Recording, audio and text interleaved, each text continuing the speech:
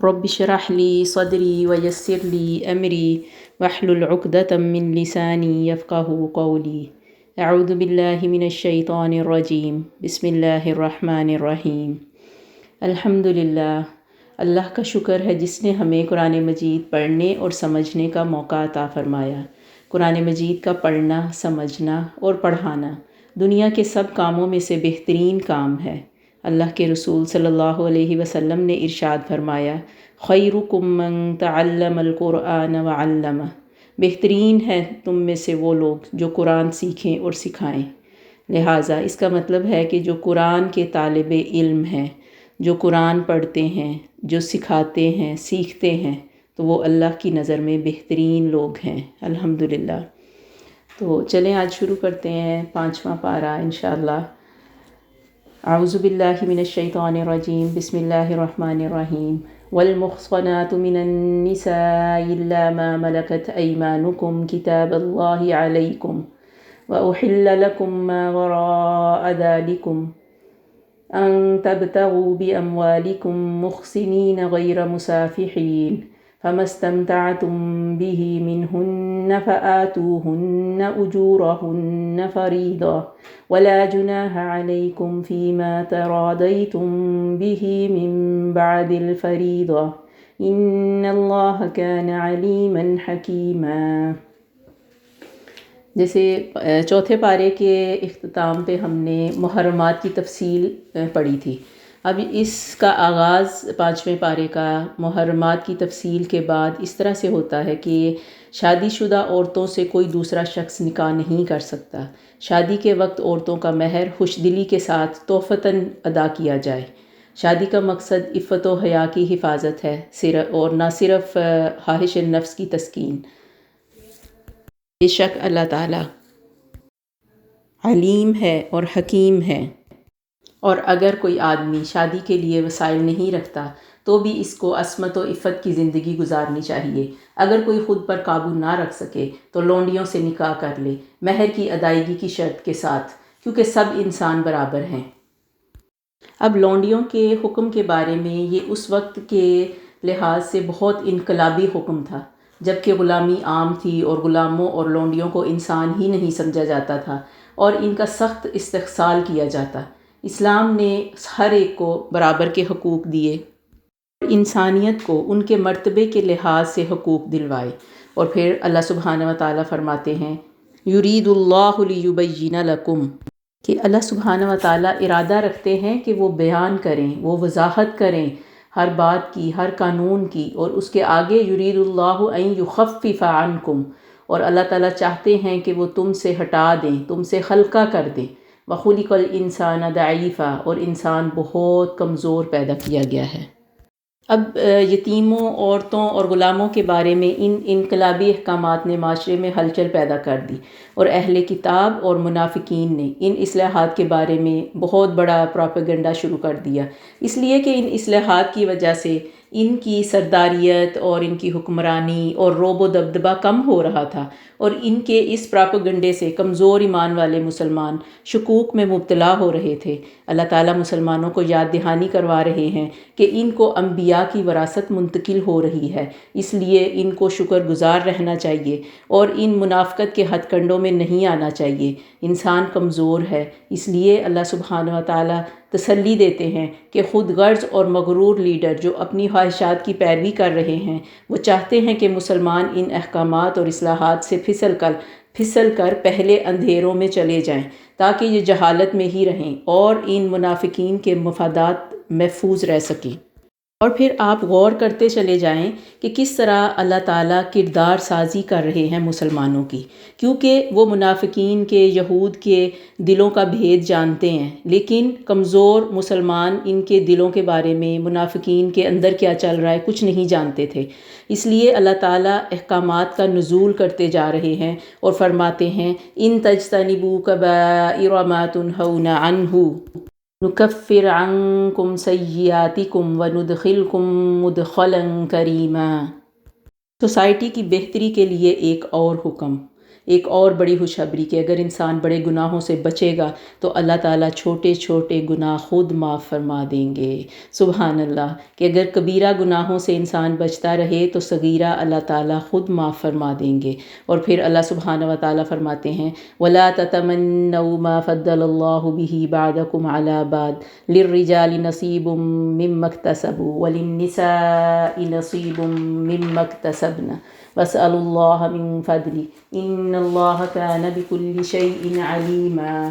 جس چیز میں اللہ تعالیٰ نے ایک دوسرے کو دوسرے پر ترجیح دی، یعنی اگر کسی چیز میں اللہ تعالیٰ نے ایک کو دوسرے پر ترجیح دی ہے تو اس کی تمنا تم نہ کرو۔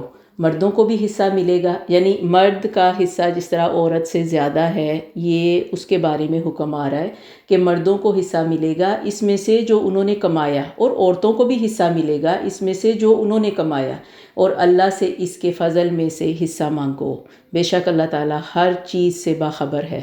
یہ بہت خوبصورت آیت ہے جو ہمیں ان چیزوں میں جو ہم باہم مقابلے بازی کر رہے ہوتے ہیں، اور اس باہم مقابلے بازی سے اللہ سبحانہ و تعالیٰ ہمیں روک رہے ہیں، اور کہ اللہ سبحانہ و تعالیٰ انسان کی نفسیات سے اچھی طرح واقف ہیں، نفسیات کے ساتھ ساتھ انسان کے حالات جو اس کے اوپر چل رہا ہوتا ہے، اور انسان اپنی کوشش سے کچھ حاصل کرنا چاہتا ہے یا کچھ بدلنے کی کوشش کر رہا ہوتا ہے، لیکن اللہ تعالیٰ کو کچھ اور منظور ہوتا ہے، لیکن جو اس کے اختیار میں ہے اللہ تعالیٰ اس کو اس کا حصہ ضرور دیں گے۔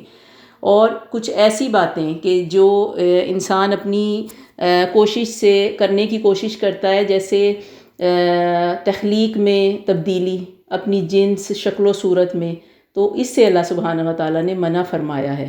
اللہ تعالیٰ اس آیت میں ہمیں ان صفات میں مقابلے کی رغبت دلا رہے ہیں جو ہمارے اختیار میں ہیں، یعنی ان چیزوں میں مقابلہ کریں کہ جو ہمارے اختیار میں ہیں، جو ہمارے اختیار میں نہیں ہیں ان میں مقابلے بازی کرنا نعوذ باللہ اللہ تعالیٰ کے ساتھ مقابلہ کرنا ہے، یعنی اپنی جنس کی تبدیلی، شکل و صورت میں تبدیلی، قومیت کی تبدیلی، تو یہ غلط بات ہے۔ لیکن جن باتوں میں اللہ تعالیٰ جن صفات میں مقابلے کی رغبت دلا رہے ہیں یہاں پہ، وہ اس لحاظ سے کہ نیکیوں میں سبقت لے جانا، مثلا نیکی، تقوی، احسان، اخلاص، اور اپنی فطری صلاحیتوں کو نشو و نما دینا، اور ہمیں ان چیزوں کے پیچھے اپنی توانائیاں یا اپنا وقت، اپنی صلاحیتیں ضائع کرنے سے روکا جا رہا ہے جو لا حاصل ہیں، ان کے پیچھے اپنی کوشش کرنا وقت ضائع کرنے کے برابر ہے۔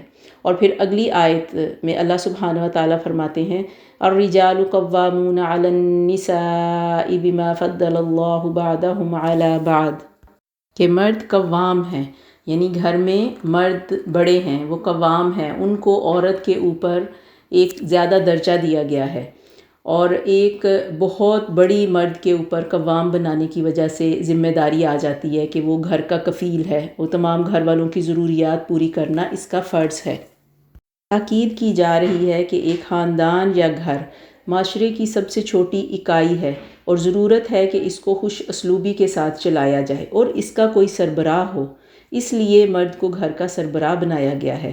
یاد رہے کہ ایک عورت سے اس کا شوہر ہی ایک درجے میں بلند ہے، کوئی اور مرد نہیں، صرف شوہر، کیونکہ یہ گھر کے نظام میں بہتری اور اچھے طریقے سے چلنے کے لیے بہت ضروری ہے۔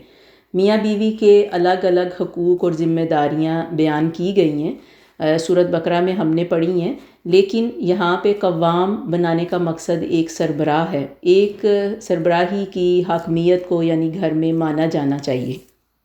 ارشاد ربانی ہے وَاعْبُدُوا اللَّهَ وَلَا تُشْرِكُوا بِهِ شَيْئًا وَبِالْوَالِدَيْنِ إِحْسَانًا وَبِذِي الْقُرْبَى وَالْيَتَامَى وَالْمَسَاكِينِ، اور اللہ ہی کی بندگی کرو اور کسی چیز کو بھی اس کا شریک نہ ٹھہراؤ، اور والدین، قرابت دار، یتیم، مسکین، اور قرابت دار پڑوسی، اجنبی پڑوسی، ہم نشین، یعنی کوئی بھی جو مسافر ہو، راستے کا جو ساتھی ہو، مسافر اور اپنے غلاموں کے ساتھ اچھا سلوک کرو۔ اللہ تعالیٰ اترانے والے اور بڑھائی جتانے والے یعنی مغرور شخص کو کبھی بھی اللہ تعالیٰ پسند نہیں فرماتے۔ یہ آیت اللہ سبحانہ و تعالیٰ کی لامحدود رحمت کی علامت ہے، اور ظاہر کرتی ہے کہ اللہ بندوں سے کتنی محبت کرتا ہے، اور انسانی حقوق کا اس سے زیادہ کوئی اور پاس نہیں کر سکتا تھا۔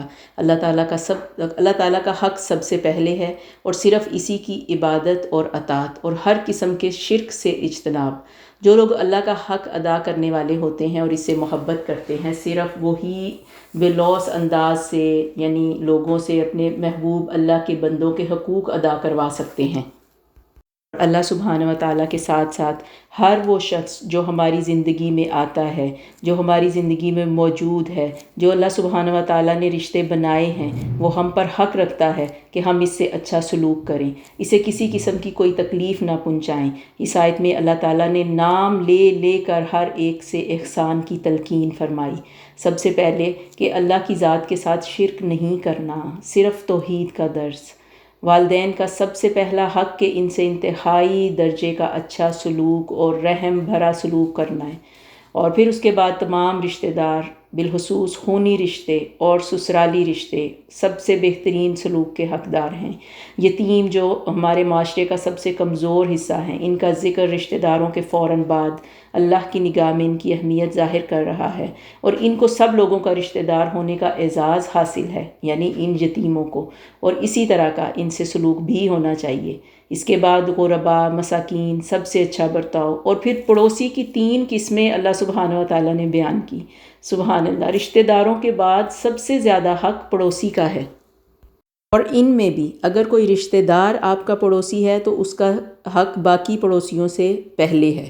سب سے زیادہ احسان کا اور سب سے اچھے سلوک کا روادار وہی شخص ہے جو آپ کا قریبی ہے، اس کے بعد اجنبی پڑوسی، اور تھوڑی دیر کا پہلو کا ساتھی، یعنی اس سے مراد سفر میں یا کسی محفل میں تھوڑی دیر کے لیے اگر آپ کو مل جائے تو اس کا بھی حق ہے۔ مسافر سے نیکی کرنے کا حق ہے، بہت ضروری ہے کیونکہ وہ گھر سے دور ہوتا ہے، اس کو کسی قسم کی مدد کی ضرورت ہو تو اس کی مدد کریں۔ اور غلاموں سے، اور آج کل جیسے ہمارے ملازم ہیں ان کے ساتھ اچھا سلوک کرنے کا حکم۔ اور پھر اللہ تعالیٰ آخر میں، اس آیت کے آخر میں فرماتے ہیں ان اللہ لا یحب من کان مختالا فخورا، کہ اللہ تعالیٰ کسی اترانے والے، فخر کرنے والے کو پسند نہیں فرماتے۔ اور ایک حدیث میں آتا ہے آپ صلی اللہ علیہ وسلم نے فرمایا جس کے دل میں رائی کے دانے کے برابر تکبر ہوگا وہ جنت میں نہیں جائے گا، یعنی کسی کے اوپر اپنی بڑائی جتانا، کسی دوسرے کے مقابلے میں اپنے کو برتر اور بڑھ کر سمجھنا، یہی اترانا اور فخر کرنا ہے۔ تو اللہ تعالیٰ نے اس کے بارے میں بہت سخت حکم نازل کر دیا کہ یہ شخص جنت میں داخل نہیں ہوگا۔ یہ کہ لوگوں کے حقوق ادا کرنے میں مال کی ضرورت ہوتی ہے، اور مقصد ان کے ساتھ اللہ کی عطا کردہ اپنی نعمتوں کو شیئر کرنا ہے، یعنی ان کے حقوق یہ جتنے اللہ سبحانہ و تعالیٰ نے گنوائے تو ان کا حق ادا کرنے کے لیے مال کی ضرورت ہے۔ تو اب آپ کو اللہ تعالیٰ نے اس نعمت سے نوازا ہے تو سب سے پہلا حق انہی رشتہ داروں کا ہے کہ جو، اور مقصد ان کے ساتھ اللہ کی عطا کردہ یعنی یہ جو نعمتیں ہیں ان کو شیئر کرنا ہے۔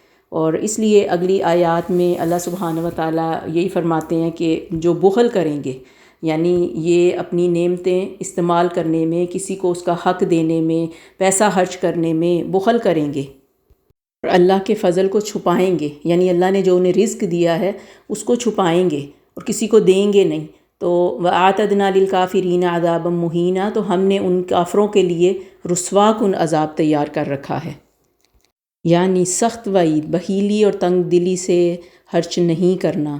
اور دوسری بڑی بات کہ اگلی آیت میں جو اللہ سبحانہ و تعالیٰ نے فرمایا کہ دکھاوا نہیں کرنا، کہ جو لوگ دکھاوے کے ساتھ مال خرچ کرتے ہیں یا احسان جتا کے کسی کو دیتے ہیں تو اس کا مطلب ہے کہ وہ اللہ پر ایمان نہیں رکھتے اور نہ ہی یوم آخرت پر۔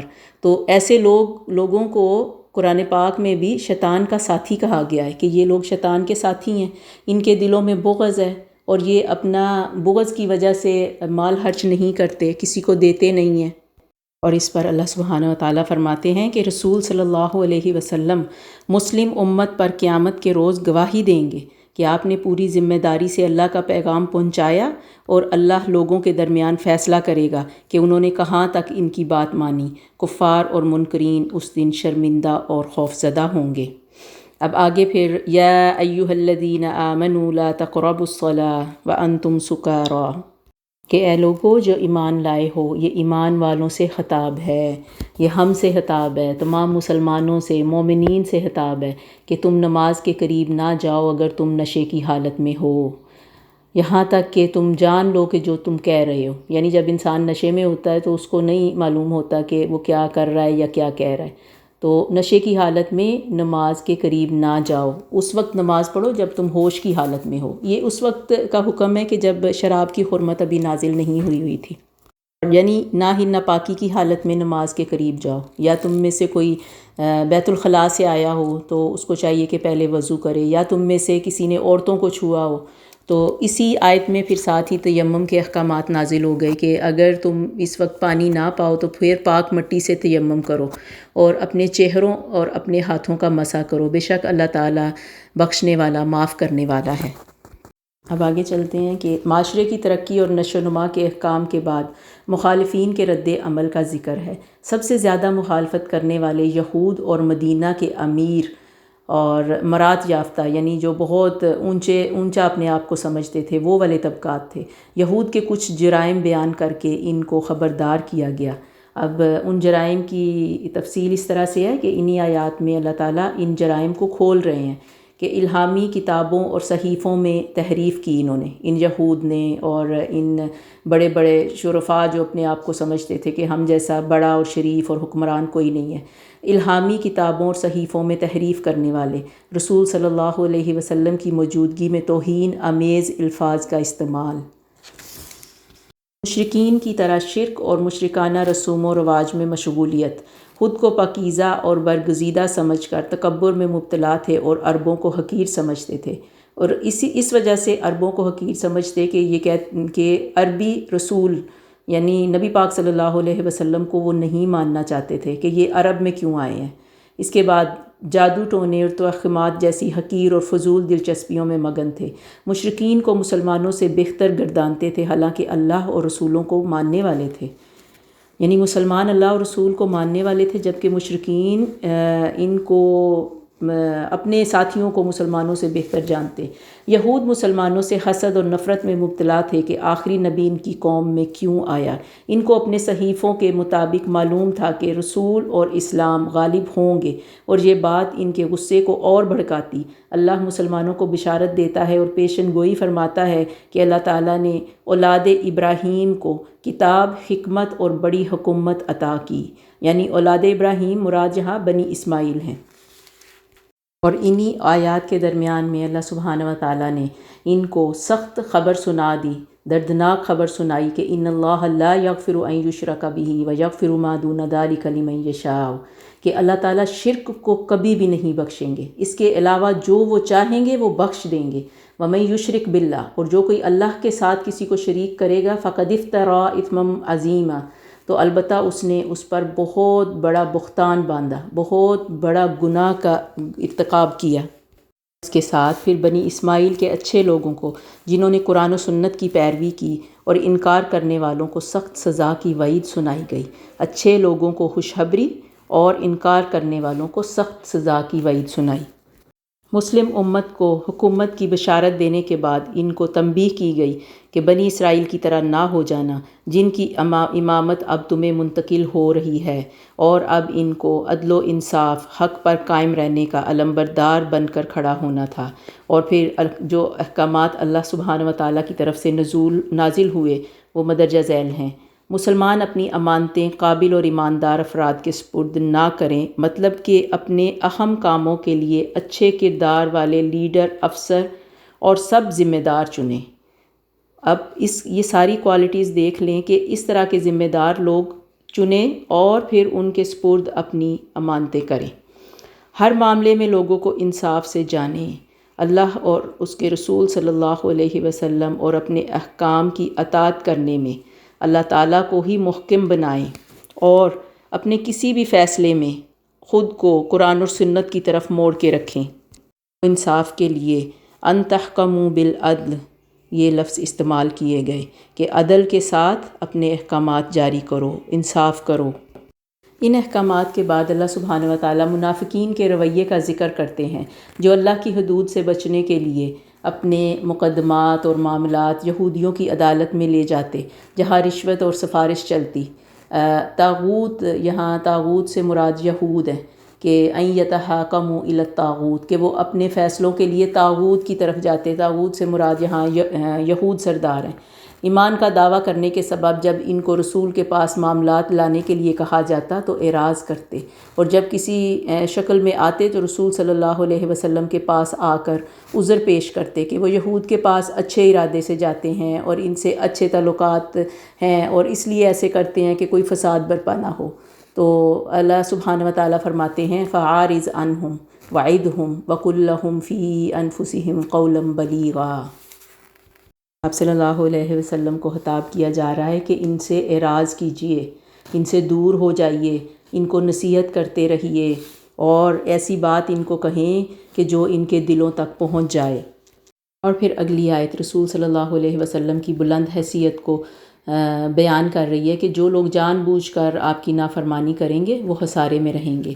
وَمَا أَرْسَلْنَا مِن رَّسُولٍ إِلَّا لِيُطَاعَ بِإِذْنِ اللَّهِ وَلَوْ أَنَّهُمْ إِذ ظَّلَمُوا أَنفُسَهُمْ جَاءُوكَ فَاسْتَغْفِرُوا اللَّهَ وَاسْتَغْفَرَ لَهُمُ الرَّسُولُ لَوَجَدُوا اللَّهَ تَوَّابًا رَّحِيمًا۔ اور ہم نے جو رسول بھی بھیجا تو اس لیے بھیجا کہ اللہ کے حکم سے اس کی اطاعت کی جائے، اور اگر وہ جبکہ انہوں نے اپنی جانوں پر ظلم اٹھایا تمہاری خدمت میں حاضر ہوتے اور خدا سے معافی مانگتے اور رسول بھی ان کے لیے معافی چاہتا تو وہ اللہ کو بڑا توبہ قبول کرنے والا اور مہربان پاتے۔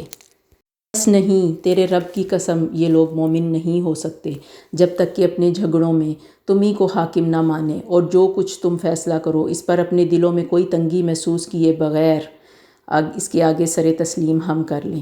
پھر منافقین کا بزدلانہ کردار بتایا گیا جن کے دلوں میں کوئی فراغت، کوئی شجاعت نہ تھی اور وہ جہاد سے بھاگتے تھے۔ وہ لوگ جو اللہ رسول کے وفادار اور مطیع تھے وہی سب سے بہترین تھے۔ اور اللہ سبحانہ وتعالیٰ یہاں فرماتے ہیں مَن یُطِعِ اللَّهَ وَالرَّسُولَ فَأُولَٰئِکَ مَعَ الَّذِینَ أَنْعَمَ اللَّهُ عَلَیْہِمْ، کہ جو لوگ جو اللہ اور اس کے رسول کی اطاعت کریں گے وہی ہیں جو انبیاء، صدیقین، شہداء، صالحین اس گروہ کے ساتھ ہوں گے۔ جو اطاعت کریں گے وہ ان لوگوں کے ساتھ ہوں گے، یعنی ان انبیاء، صدیقین، شہداء پر جن پر اللہ نے اپنا فضل فرمایا، اور کیا ہی اچھے ہیں یہ ساتھی، یعنی یہ سب انبیاء۔ مسلمانوں کو جہاد کی ترغیب دی جا رہی ہے اس وقت۔ پھر قتال کی وجوہات بھی بیان ہوئیں کہ مکہ کے مظلوم اور کمزور مسلمانوں کو کس طرح سے نجات ملی۔ پھر منافقین کا ذکر جو بس اپنی زبان سے، یعنی زبانی کلامی جہاد و قتال کا بہت شور کرتے، اس کا ذکر کرتے اور شوق کا اظہار کرتے، لیکن جب یہ جہاد کا یا جنگ فرض ہوئی اور یہ وقت آیا تو وہ خوف زدہ ہو کر بہانے بنانے لگے۔ ان کو موت کا خوف تھا تو اللہ سبحانہ وتعالیٰ نے فرمایا کہ موت کا وقت مقرر ہے اور موت سے کسی کو فرار ممکن نہیں، چاہے کوئی مضبوط قلعوں میں ہی بند کیوں نہ ہو جائے۔ اور رسول صلی اللہ علیہ وسلم کی اطاعت میں ڈھیلے تھے، حالانکہ حقیقت میں رسول صلی اللہ علیہ وسلم کی اطاعت ہی اللہ کی بندگی ہے۔ من یطیع الرسول فقد اطاع اللہ ومن تولی فما ارسلناک علیہم حفیظا۔ اور جو رسول کی اطاعت کرتا ہے اس نے اللہ کی اطاعت کی، اور جس نے روگردانی کی تو ہم نے اس پر تم کو نگران نہیں مقرر کیا۔ تو ہمیں بھی دعا کرنی چاہیے کہ اے اللہ ہمارے دل میں رسول کی سچی محبت پیدا کر دے، ہمیں انہی کا مطیع اور فرما بردار بنا اور ان کی مکمل اطاعت کی توفیق عطا فرما۔ منافقین رسول صلی اللہ علیہ وسلم کی محفل میں تو فرما برداری کا اظہار کرتے مگر باہر نکل کر قرآن کا مذاق اڑاتے ہیں، نعوذ باللہ۔ اللہ دعوے سے فرماتا ہے کہ یہ قرآن کو نہیں مانتے، حالانکہ اگر غور کرتے تو یہ بات ان پر روشن ہو جاتی کہ یہ اللہ کی مقدس کتاب ہے، کیونکہ اس میں کوئی اختلاف یا تضاد نہیں۔ وہ جان بوجھ کر ایسا کرتے کیونکہ وہ ماننا ہی نہیں چاہتے تھے۔ یہ سب یہود اور منافقین کا ذکر ہے، وہ لوگ جو باہر سے کچھ اور اندر سے کچھ ہوتے ہیں۔ افلا یتدبرون القرآن ولو کان من عند غیر اللہ لوجدوا فیہ اختلافا کثیرا۔ اللہ سبحانہ وتعالیٰ فرما رہے ہیں کیا یہ لوگ قرآن پر غور نہیں کرتے کہ اگر یہ اللہ کے سوا کسی اور کی طرف سے ہوتا تو اس میں وہ بڑا اختلاف پاتے۔ اس دور میں منافقین مسلمانوں کے اندر گھلے ملے تھے۔ ان سخت آیات کے نزول کے بعد خطرہ ہوا کہ مسلمان ایک دوسرے پر منافقت کا لیبل نہ لگانا شروع کر دیں، کیونکہ منافقت کے بارے میں اتنی سخت آیات نازل ہو رہی تھیں اور اللہ سبحانہ وتعالیٰ بتا رہے تھے، یعنی تفصیل سے بتایا جا رہا تھا کہ منافق وہ شخص ہے جس کا اندر کچھ باہر کچھ ہوتا ہے۔ تو اب یہ مسلمانوں میں بیٹھ رہے تھے، تو اب جو مسلمانوں کے دلوں میں بھی یہ خطرہ پیدا ہوا کہ ہمارے اندر بھی کوئی منافقت نہ ہو، تو اس لیے وہ اب ایک دوسرے کے اوپر بھی شک کرنے لگے۔ ابھی اللہ اپنی رحمت سے منافقین کو مہلت دے رہا تھا، اس لیے مسلمانوں کو سب کے سلام کا جواب اسی انداز یا بہتر طریقے سے دینے کا حکم تھا۔ یعنی اللہ سبحانہ وتعالیٰ فرماتے ہیں وَإِذَا حُيِّجْتُمْ بِتَحِيَّةٍ فَحَيُّوا بِأَحْسَنِ مِنْهَا أَوْ رُدُّوهَا، کہ جب تم کسی کے ساتھ سلام کرو یا اس کو کوئی سلامتی کی دعا بھیجو یا تمہیں کوئی بھیجتا ہے تو اسی طرح لوٹاؤ یا اس سے بہتر طریقے کے ساتھ لوٹاؤ۔ یہ حکم اللہ تعالیٰ کی طرف سے تھا۔ اب بھی یہ حکم ہے کہ اگر کوئی سلام کرتا ہے تو اس سے بہتر طریقے سے اس کو لوٹائیں، کیونکہ ہم جیسے کلمہ گو مسلمان ہیں اور ہمیں ہر ایک سے اچھے گمان اور اچھے رویے کی امید رکھنی چاہیے، اور ہر انسان ہم سے اچھے رویے کا حقدار ہے۔ اللہ منافقین کی صفات کا بیان اس لیے فرما رہا ہے کہ مسلمان ہوشیار ہو جائیں اور ان سے دھوکہ نہ کھائیں۔ کچھ مسلمانوں کے دلوں میں منافقوں کے لیے نرم گوشہ تھا، ان کو اب نصیحت بھی کی جا رہی ہے۔ یہ آیات ان منافقین کے بارے میں ہیں جو مکہ میں عذر کے بغیر مقیم تھے، یعنی انہیں کوئی تکلیف نہیں تھی، کوئی کچھ نہیں تھا، اور وہ مکہ میں بیٹھے ہوئے تھے اور آپ صلی اللہ علیہ وسلم کے بلانے کے باوجود میدان جنگ میں نہیں آ رہے تھے۔ اس کے بعد جب ان کو بلایا جاتا اور وہ بہانے تراشتے، لیکن اللہ تعالیٰ عنقریب ان کے دلوں کے حال کو کھولنے والا تھا۔ تو ان کو معلوم تھا کہ اگر ہم آئیں گے تو پھر ہمیں میدان جنگ میں لڑنا پڑے گا، اور پھر اس کے بعد مومن کے قتل کی سزا، یعنی جو جان بوجھ کر کسی کو قتل کرے یا پھر کوئی غلطی سے ہو جائے، اگر جان بوجھ کے قتل کیا تو اس کی سزا تو جہنم ہے، اور اگر غلطی سے قتل کیا جائے تو پھر اس کی سزا دیت ہے، یعنی اس کے گھر والوں کے اوپر ڈیپینڈ کرتا ہے، ان سے پوچھ کے پھر اس کے ساتھ معاملہ کیا جائے گا کہ وہ اتنی دیت لیں گے، معاف کر دیں گے، اور معاف کر دینا اللہ کے نزدیک زیادہ پسندیدہ ہے، لیکن اس کے گھر والوں کے اوپر، اس کے وارثوں کے اوپر ہے کہ جو وہ چاہیں۔ پھر جنگ کے میدان میں نماز کے احکام اللہ سبحانہ وتعالیٰ نے بیان کیے کہ حالت جنگ میں بھی نماز کس قدر ضروری ہے۔ جنگ کے دوران جذبات بے قابو ہو سکتے ہیں، دشمن پر فتح پانے کے لیے انسان جیسے مسلمان بہت زیادہ ایموشنل ہو جائیں اور لوگ بہت آسانی سے حدود توڑ کر زیادتی کر سکتے ہیں، تو نماز اللہ اور بندے کے درمیان ایک رسی ہے، اور اس کو ایک یاد دہانی کرائی جائے گی کہ وہ اللہ کی خاطر لڑ رہا ہے اور اسے بے جا زیادتی نہیں کرنی اور جذباتی ہونے کی ضرورت نہیں ہے۔ پھر فرمایا اِنَّا أَنزَلْنَا عَلَيْكَ الْكِتَابَ بِالْحَقِّ لِتَحْكُمَ بَيْنَ النَّاسِ بِمَا أَرَاكَ اللَّهُ۔ رسول اللہ صلی اللہ علیہ وسلم سے خطاب ہے، فرمایا جا رہا ہے کہ آپ لوگوں کے درمیان قرآن سے فیصلہ کریں، اور قرآن سے فیصلہ کرنے کے ساتھ ساتھ خاندان کسی کی طرفداری نہ کریں۔ اور پھر ان مسلمانوں سے خطاب جو منافقین کے حق میں بول رہے تھے، ان کو اس رویے سے بچنے کی تلقین کی جا رہی ہے، کیونکہ آخرت میں کوئی ان کو نہ بچا پائے گا۔ منافقین کو توبہ کی ترغیب، اللہ کی رحمت پر بھروسہ کریں تو یہ ان کے لیے بہتر ہے۔ توبہ کر لیں، اللہ سے رحم کی امید رکھیں تو اللہ تعالیٰ ضرور انہیں معاف کریں گے۔ نبی صلی اللہ علیہ وسلم کو اللہ کے احسانات کی یاد دہانی کہ اللہ ہی نے آپ کو منافقین کی چالوں سے بچایا ہے، جو آپ کو غلط راستے کی طرف مائل کرنے کی شدید کوشش کر رہے تھے، مگر حقیقت میں انہوں نے خود کو گمراہ کر دیا اور پیغمبر کو کوئی نقصان نہ پہنچا سکے۔ اس کے بعد منافقوں کی کچھ اور سازشوں اور رازوں سے پردہ اٹھا دیا گیا، اور فرمایا گیا کہ جو لوگ رسول صلی اللہ علیہ وسلم کے خلاف سازشوں کی جسارت کرتے ہیں وہ شیطان کے پیروکار ہیں۔ اور پھر فرمایا ان اللہ لا یغفر ان یشرک بہ ویغفر ما دون ذلک لمن یشاء ومن یشرک باللہ فقد ضل ضلالا بعیدا۔ اللہ تعالیٰ شرک کو نہیں بخشے گا، پھر سے سخت وعید کہ شرک کو نہیں بخشے گا، اور اس کے علاوہ جو کچھ بھی ہوگا وہ اللہ اپنی رحمت اور فضل سے بخش دے گا، اور جو کوئی اللہ کے ساتھ شرک کرے گا تو بس وہ فقط ضل ضلالا بعیدا، تو وہ دور کی گمراہی میں چلا گیا، تو وہ سمجھیں کہ وہ بھٹک گیا، وہ اپنے راستے سے ہٹ گیا۔ شیطان کے کچھ ہتھ کنڈوں کا ذکر جو وہ انسانوں کو اللہ کی راہ سے ہٹانے کے لیے اختیار کرتا ہے، اور اگر وہ اس کی چالوں میں آ گئے تو وہ ان کو جہنم میں اپنے ساتھ گھسیٹے گا۔ استغفر اللہ۔ مومن اس کی تمام چالوں سے محفوظ رہیں گے۔ پھر اس کے بعد اللہ سبحانہ وتعالیٰ کچھ عورتوں کے حقوق اور وراثت کے بارے میں کچھ احکامات جاری کرتے ہیں۔ پھر غلاموں، یتیموں کی کفالت کا حکم دیا گیا، اور فرمایا گیا جیسے اگلی آیت کے اختتام پر فرمایا کہ وَإِن تُصْلِحُوا وَتَتَّقُوا، فَإِنَّ اللَّهَ كَانَ غَفُورًا رَحِيمًا۔ ان کے حقوق کے بارے میں یہ کہ وَإِن تُصْلِحُوا وَتَتَّقُوا، کہ اگر تم صلح کروا دو، ان کی آپس میں اصلاح کروا دو اور تقوی اختیار کرو تو اللہ تعالیٰ بخشنے والا رحم کرنے والا ہے۔ اور ایک اور آیت کے آخر میں فرمایا وَإِن تُحْسِنُوا وَتَتَّقُوا، اگر تم احسان کرو، یعنی صلح کروانا بھی ہے، احسان بھی کرنا ہے اور تقوی اختیار کرنا ہے، یعنی اللہ سے ڈرتے ہوئے یہ سب کام کرنے ہیں۔ پھر اس کے بعد مسلمانوں کو حق عدل و انصاف کا علمبردار بنانے کا حکم آتا ہے کہ ان کی ذاتی اور معاشرتی زندگی انصاف پر مبنی ہونی چاہیے۔ یا ایھا الذین آمنوا کونوا قوامین بالقسط، اے لوگو جو ایمان لائے ہو، انصاف کے ساتھ گواہی دو، انصاف کے ساتھ گواہی دینے والے بن جاؤ۔ شہداء یعنی اللہ کے لیے، شہداء للہ، اللہ کے لیے گواہی دینے والے بن جاؤ۔ اچھی گواہی دیتے ہوئے حق پر جمے رہو، اللہ کے لیے اس کی شہادت دیتے ہوئے، اگرچہ یہ شہادت خود تمہاری اپنی ذات، تمہارے والدین، تمہارے قرابت مندوں کے خلاف ہی کیوں نہ ہو، کوئی امیر ہو یا غریب، اللہ ہی دونوں کا سب سے زیادہ حقدار ہے۔ تو تم اپنی خواہش کی پیروی نہ کرو، کیونکہ خواہش کی پیروی کرنا یہ ہے کہ حق سے ہٹ جانا، تو تم حق سے ہٹنا نہیں ہے۔ اور اگر کجی کرو گے یعنی ٹیڑھا پن اختیار کرو گے یا اعراض کرو گے تو یاد رکھو کہ اللہ جو کچھ تم کر رہے ہو اس سے اچھی طرح باخبر ہے۔